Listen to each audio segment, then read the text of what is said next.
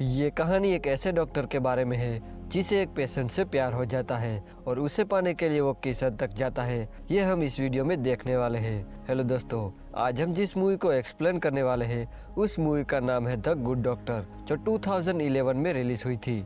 Movie start होती है और हमें एक हॉस्पिटल का सीन दिखाया जाता है जिसमें हम एक यंग डॉक्टर मार्टिन को देखते हैं जिसने हाल ही में डॉक्टर की डिग्री हासिल की थी और उसका इस हॉस्पिटल में पहला साल था। मार्टिन के साथ एक टेरेसा नाम की नर्स भी काम करती थी जो मार्टिन के साथ बहुत ही बुरा व्यवहार करती थी, इसलिए मार्टिन उसे बहुत ही चिढ़ता रहता था। फिर थोड़ी देर बाद उस हॉस्पिटल में एक खूबसूरत लड़की एडमिट होती है जिसका नाम डायन होता है। उसे किडनी में इन्फेक्शन की बीमारी होती है। मार्टिन उसे कहता है कि वो बहुत जल्द ठीक हो जाएगी और इसके बाद वो घर चला जाता है। फिर अगले दिन जब मार्टिन डायन के पास जाता है तब वो देखता है कि उसके पास एक डायरी है जिसमें वो अपनी सारी बातें लिखती रहती है। इसके बाद मार्टिन उसको अच्छे से ट्रीटमेंट करता है और धीरे धीरे उसे पसंद भी करने लगता है। फिर एक दिन डायन जब अपने बॉयफ्रेंड से फोन पे बात कर रही होती है तब वो उसे झगड़ा करने लगती है। फिर डायन मार्टिन से कहती है कि मुझे अपने बॉयफ्रेंड से ब्रेकअप कर लेना चाहिए। इस पर मार्टिन उसे कहता है कि अगर तुम किसी से प्यार करती हो तो तुम्हें पूरा हक है कि तुम उसे आज़ाद कर दो। अब यहाँ दोनों थोड़ी देर तक बातें करते हैं, लेकिन तभी वहाँ टेरेसा आती है और मार्टिन पर चिल्लाकर वहाँ से चली जाती है, जिसे मार्टिन को बहुत ही बुरा लगता है, पर फिर भी वो उसे कुछ नहीं कहता। अब शाम को मार्टिन डायन से कहता है कि तुम अब ठीक हो गई हो और अगले दिन तुम घर जा सकती हो। तब डायन उसे कहती है कि मैं टेरेसा से बात करूंगी कि तुम एक अच्छे डॉक्टर हो और वो तुम्हें ज्यादा परेशान ना करे। फिर अगली सुबह जब मार्टिन हॉस्पिटल में आता है तब वो देखता है कि डायन यहाँ से जा चुकी है, लेकिन तभी वह डायन के फादर आते हैं और वो मार्टिन को थैंक्स बोलते हैं और कहते हैं कि तुमने डायन का अच्छे से ख्याल रखा। इसके बाद वो मार्टिन को अपने घर पे डिनर के लिए इनवाइट करते हैं। रात को मार्टिन अच्छे से तैयार होकर डायन के घर जाता है जहां डायन की पूरी फैमिली मार्टिन का वेलकम करती है। अब यहाँ मार्टिन को पता चलता है कि डायन घर पे नहीं है, वो अपने बॉयफ्रेंड के साथ कहीं बाहर घूमने गई है।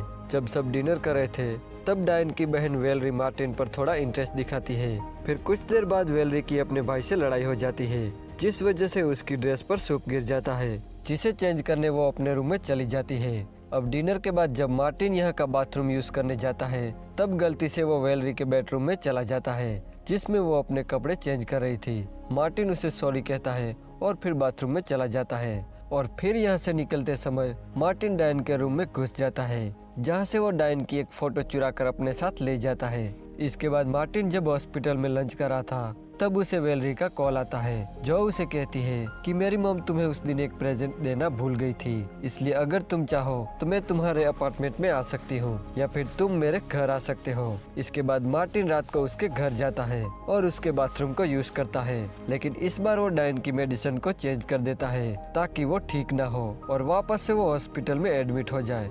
अब मार्टिन अपना प्रेजेंट लेकर वहाँ से चला जाता है। फिर अगले दिन मार्टिन ने जैसा सोचा था वैसा ही होता है। डायन फिर से बीमार हो जाती है, इसके कारण उसे फिर से हॉस्पिटल में एडमिट होना पड़ता है और मार्टिन फिर से उसका इलाज करने लगता है। वो उसे कहता है कि वो वापस से जल्दी ठीक हो जाएगी, लेकिन रात को मार्टिन डायन की मेडिसिन चेंज कर देता है ताकि वो ज्यादा से ज्यादा उसके साथ समय बिता सके।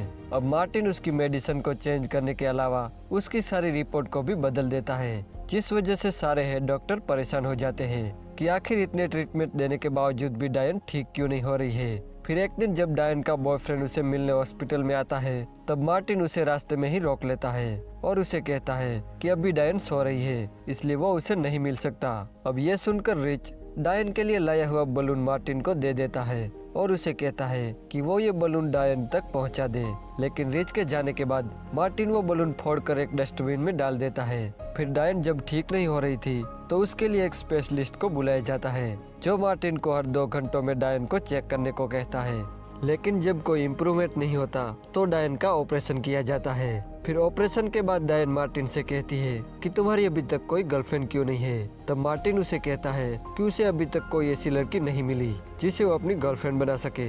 अब ये जानकर डायन बहुत ही खुश हो जाती है क्योंकि वो भी अब उसे पसंद करने लगी थी, लेकिन तभी डायन बेहोश हो जाती है और मार्टिन उसे देखकर खुद को रोक नहीं पाता और डायन को किस करता है। फिर कुछ घंटों बाद मार्टिन जब रेस्ट कर रहा था तभी उसे पता चलता है कि डायन की हालत बहुत ही खराब है, इसलिए वो तुरंत उसके पास जाता है। वहाँ जाकर वो देखता है कि डायन की सांसें चल नहीं रही, इसलिए डॉक्टर उसे CPR दे रहे होते हैं, लेकिन इसका कोई फायदा नहीं होता और यहाँ मार्टिन को देखते हुए डायन की मौत हो जाती है। फिर इसके कुछ दिनों बाद हॉस्पिटल में एक वर्कर जिमी को डायन की डायरी मिलती है। वो मार्टिन को बताता है कि तुम्हारे और डायन के बीच जो हुआ वो सब इसमें लिखा हुआ है। यह जिमी मार्टिन को ब्लैकमेल करता है और अपने लिए ड्रग्स की डिमांड करता है। अब मार्टिन को मजबूरी में जिमी के लिए ड्रग्स लाना पड़ता है।